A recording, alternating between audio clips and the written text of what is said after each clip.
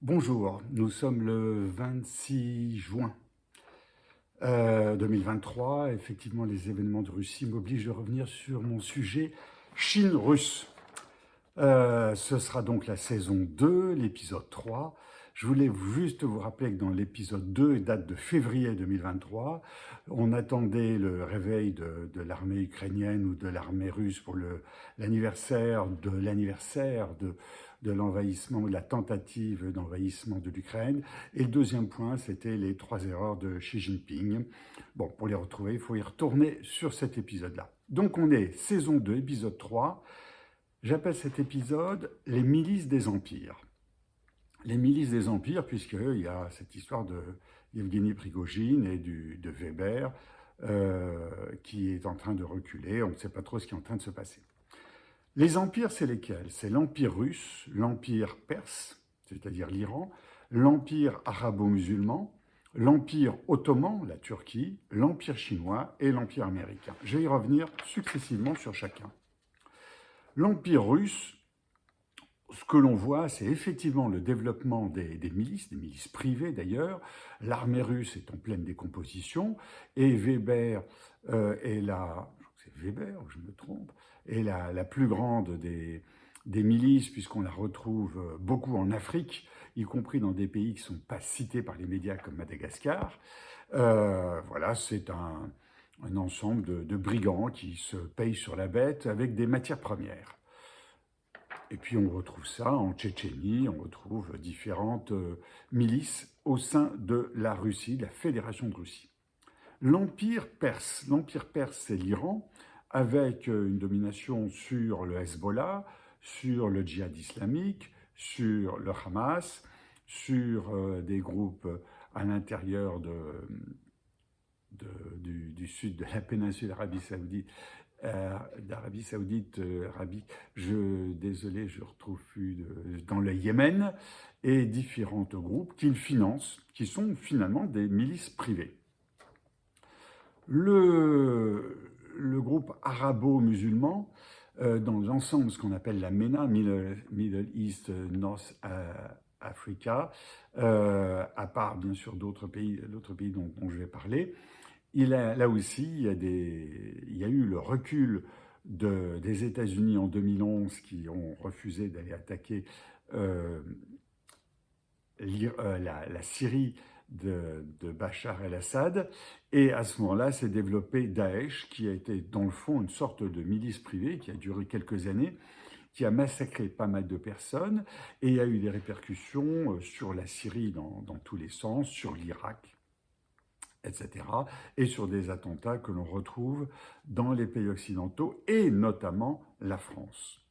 Et puis, il y a l'Empire ottoman, c'est-à-dire l'Empire turc, dans le fond, où là, on a une milice privée qui sont les loups gris, qui existent un peu partout, et notamment en Europe, et qui sont le soutien d'un régime autoritaire, même si la réélection de Erdogan, comme on dit, s'est faite à peu de voix, mais on a la lutte entre deux dictatures. On aurait pu parler aussi du Brésil, où on a un élu plutôt qu'un autre, qui sont deux présidents valables pour la prison. Et puis on a l'Empire chinois. L'Empire chinois, j'en ai parlé dans l'épisode précédent, donc saison 2, épisode 2. L'Empire chinois, aujourd'hui, c'est suite à ce que j'avais dit il y a 4 mois, un empire qui a des problèmes financiers énormes, puisque l'immobilisation de la Chine pendant 3 mois a eu des répercussions économiques graves sur l'expansion du pays, et des répercussions graves aussi sur ses différents partenaires économiques, qui font que les routes de la soie sont devenues les araignées de la soie. C'est une forme de milice privée, c'est-à-dire qu'on a la main mise sur un certain nombre d'États qui n'arrivent plus à rembourser les emprunts qui ont été faits pour l'installation d'entreprises chinoises, notamment dans les infrastructures, et l'Empire chinois serre la vis sur ces États. L'araignée de la soie fait son travail. Et puis, il y a quelque chose qui est incroyable, qui est la soumission mondiale, et en particulier occidentale, à la transition énergétique et la voiture électrique. C'est simple, ces pays, tous les pays occidentaux essentiellement, qui veulent la transition énergétique, c'est-à-dire sur les énergies renouvelables, solaires et éoliens, et sur la voiture électrique et la batterie, se soumettent à l'économie chinoise. Or, depuis les accords de Paris de 2015, les analyses faites par la Banque mondiale, mais d'autres aussi, les analyses faites par l'OCDE en 2018, on arrive à la conclusion qui est confirmée ces années-ci, c'est que la transition énergétique, préconisée et promue par l'ensemble des pays occidentaux, est juste impossible. Il n'y a pas les matières premières, l'acier, le fer, l'aluminium, etc., pour faire tout ce dont on a promis qu'on allait faire, et il n'y a pas les matières pour faire des batteries électriques, pour faire des éoliennes, pour faire des panneaux solaires, ne serait-ce que le cuivre. Il n'y a pas la quantité de cuivre suffisant pour faire l'ensemble de tout ça. Donc nous sommes aujourd'hui soumis à la Chine, à cet empire chinois, parce que c'est cet empire chinois qui est le plus gros producteur d'acier, qui est le plus gros producteur des matières premières, transformateur notamment des matières premières, et en particulier celles qui sont nécessaires aux batteries électriques, et qui a aujourd'hui, ce pays a aujourd'hui, lui, la technologie, avec une dizaine d'années d'avance, la technologie des batteries.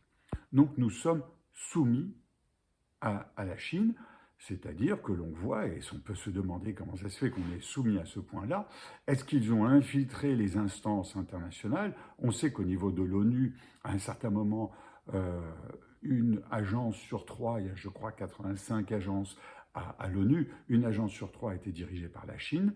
Les États-Unis reviennent dans la course aujourd'hui au niveau de l'UNESCO par exemple.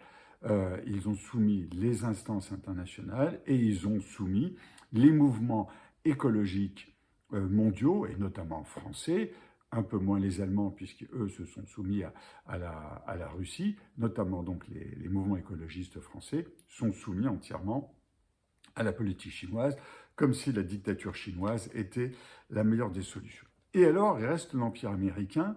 À l'époque des années 70, on parlait beaucoup de la CIA et de ses organes complémentaires. L'Empire américain, aujourd'hui, c'est différent.